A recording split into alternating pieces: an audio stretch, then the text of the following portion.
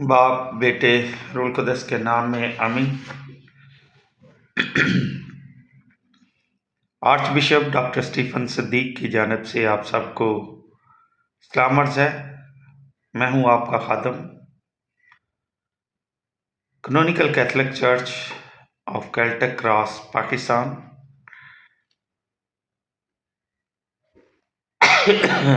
आज हम पतरस के पहले ख़त के बारे में स्टडी करते हैं। सबसे पहले इसमें हम देखेंगे मुसन्नफ़ और माहौल। पतरस का पहला ख़त रसूली दौर की बुनियादी मसीही तालीम का खुलासा है।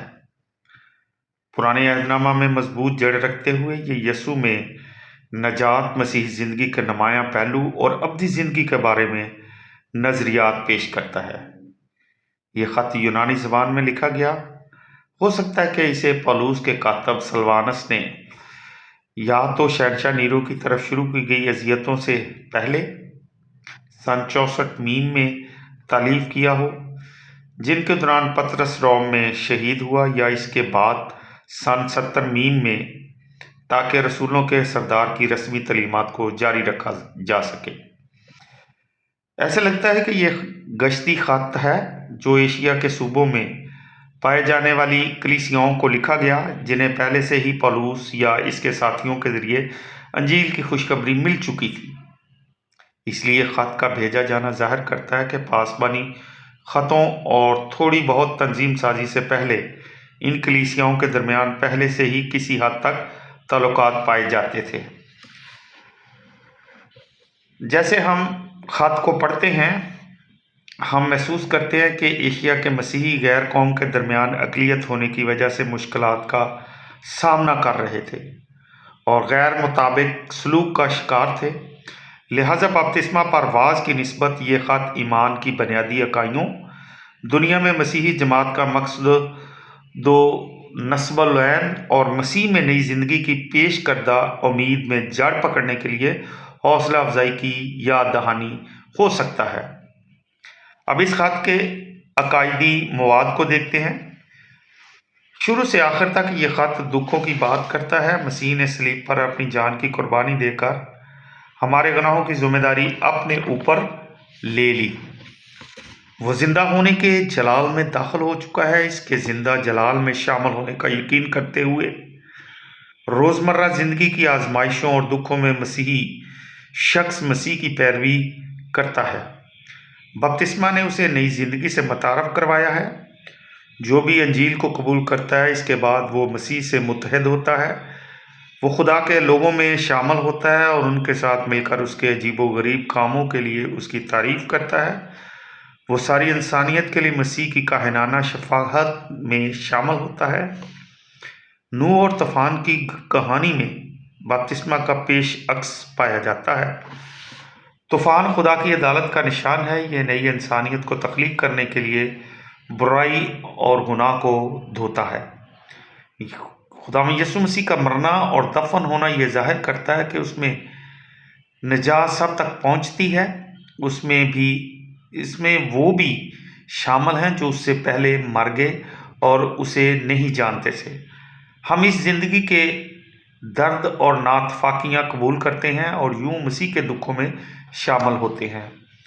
हम पुरउम्मीद और खुशी से मामूर मुसाफिर हैं और अपने उस घर की तरफ सफ़र कर रहे हैं जो हमारे लिए आसमान पर तैयार किया गया है। मुसन्नफ़ भाइयों को नसीहत करता है कि आपस में बरादराना मोहब्बत के जज्बा और दयानतदारी से रहें, एक दूसरे के लिए फ़राख दिल हों और बाहमी खिदमत करने के लिए तैयार रहें। वो कलीसियाओं के कायदीन से इल्तमास करता है कि वो अच्छा नमूना दें और दूसरों के लिए बेगर्ज़ ज़िंदगी गुजारने की मिसालें कायम करें। वो चाहता है कि हर एक हमेशा मसीह में उम्मीद की जवाबदेही के लिए तैयार रहे, ताकि गैर कौमों को मसीही ज़िंदगी के नस्ब लाइन से मुनव्वर कर सके।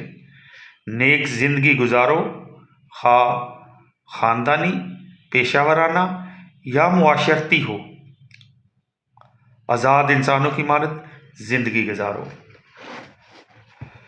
अब पतरस के पहले ख़त की तरतीब को देखते हैं। पहले बाब की पहली आयत से दूसरी आयत में ترتیب کچھ اس طرح ہے۔ پطرس کی جانب سے ایشیا کی کلیسیاؤں کے نام، پہلے باب کی 3 سے 12 آیت۔ ہم اس امید میں زندہ رہتے ہیں جو ہمیں یسوع مسیح کے مردوں میں سے زندہ ہونے کے وسیلے سے ملتی ہے۔ انبیاء نے نجات کی خوشخبری سنائی تھی، پہلے باب کی 13 آیت سے دوسرے باب کی 3 آیت۔ بے دینوی کی مانند زندگی نہ گزارو، یسوع کے خون سے نجات پا کر پاکیزگی میں زندہ رہو تاکہ خدا کے قابل بچوں کی مانند بڑھو۔ دوسرے باب کی 4 سے 10 آیت۔ ہم خدا کے گھر کے زندہ پتھر ہیں، ایک کاہنانہ جماعت تاکہ اس کی تمجید کی جائے۔ ہم حقیقت میں خدا کے لوگ ہیں۔ دوسرے باب کی 11 سے 17 آیت۔ غیر قوم میں پردیسی اور مسافروں کی طرح آپ کا طرز زندگی ان کو منور کرنے کے لیے گواہی ہو۔ دوسرے باب کی 18 آیت سے 25 آیت۔ مسیحی غلاموں کی اپنے مالکوں کے لیے ایمانداری، تیسرے باب کی 1 آیت سے 7 آیت۔ مسیحی خواتین کی اپنے غیر قوم شوہروں کے لیے مصلحت اندیشی، شوہر اور بیویاں خاندانی حلقہ میں دعا کو یقینی بنائیں، تیسرے باب کی 8 آیت سے 17 آیت۔ معاشرتی و سماجی زندگی میں امن کے خواہاں رہو، برائی کے بدلے برائی نہ کرو، اچھائی کے لیے ہمیشہ پرجوش رہو، تیسرے باب کی 18 آیت سے 22 آیت۔ مسیح کی پیروی کرو جس نے ہمارے گناہوں کی خاطر دکھ سہے، یہاں تک کہ وہ بھی جو مسیح سے پہلے تھے مسیح میں بچائے گئے ہیں۔ نوح کی کشتی بپتسمہ کی پیش شبیہ ہے۔ چوتھے باب کی 1 آیت سے 6 آیت۔ بپتسمہ کے ذریعے ہم گناہ سے کنارہ کشی کرتے ہیں تاکہ خدا کے موافق روح میں جئیں، چوتھے باب کی 7 سے 11 آیت۔ جماعت میں خوب دعا کرو، ایک دوسرے کو خوش آمدید کہو اور ہر ایک جس قدر اس کو نعمتیں ملی ہیں اسی قدر سے ایک دوسرے کی خدمت کرے، چوتھے باب کی 12 سے 9 آیت۔ دکھ اٹھانے سے نہ ڈرو، اس کے معنی یسوع کے دکھ میں شریک ہونا ہے۔ مبارک ہیں وہ جو دکھ اٹھاتے ہیں۔ 5ویں باب کی 1 آیت سے 4 آیت تک میں کچھ ترتیب اس طرح ہے۔ رہنماؤ، جماعت میں نمونہ بنو، بے لوث اور وقف شدہ، 5ویں باب کی 5 آیت سے 14 آیت۔ ہر ایک حلیمی اور ہوشیاری سے رہے، تم سب کو سلامتی حاصل ہوتی رہے، آمین۔ مسیح یسوع میں ہم سب کو خدا برکت دے تاکہ ہم اس کے کلام کو پڑھیں، سنیں اور اس پر عمل کریں اور اس کلام کو ان لوگوں تک پہنچا سکیں جن تک یہ خدا کا کلام ابھی تک پہنچ نہیں سکا۔ تو اس خدمت میں ہم کو ایسے خادموں کی ضرورت ہے جو خدا کے کلام کو دوسروں تک مشتہر کرنے کے لیے فکر مند ہیں، اپنی اور اپنے دوسرے بہن بھائیوں کی زندگی کے لیے کام کرنا چاہتے ہیں۔ تو یہ ہماری ذمہ داری ہے، کیونکہ خدا نے ہمیں اس دنیا میں اس لیے بھیجا ہے کہ ہم گناہ گاروں کو جو خدا سے دور ہیں خدا کی طرف لے کر آئیں۔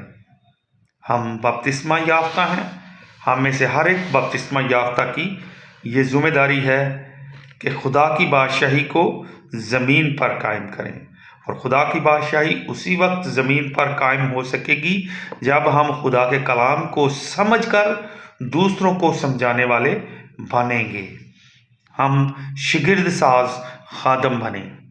ہم کیونکہ دیکھتے ہیں کہ متی کی انجیل میں خدا یسوع مسیح نے فرمایا ہے کہ سب قوموں کو شاگرد بناؤ. تو شاگرد بنانے کے لیے پہلے ہمیں سیکھنا ہے، پہلے خود شاگرد بننا ہے.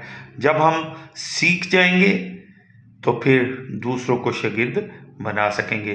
اور سیکھنے کے لیے ہمیں انجیل مقدس کو فالو کرنا ہے، کلام مقدس کو پڑھنا ہے. اور جب ہم بائبل مقدس کی اسٹڈی کر لیتے ہیں تو پھر ہمیں دوسرے مذاہب کو بھی اسٹڈی کرنا چاہیے، کمپیریٹیو اسٹڈی کرنی چاہیے. جب ہم کمپیریٹیو اسٹڈی کر لیں گے تو پھر ہم کسی اور قوم یا کسی اور مذہب کو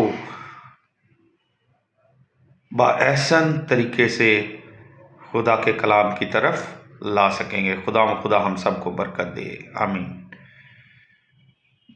خدا باپ، بیٹے، روح القدس کے نام میں آمین.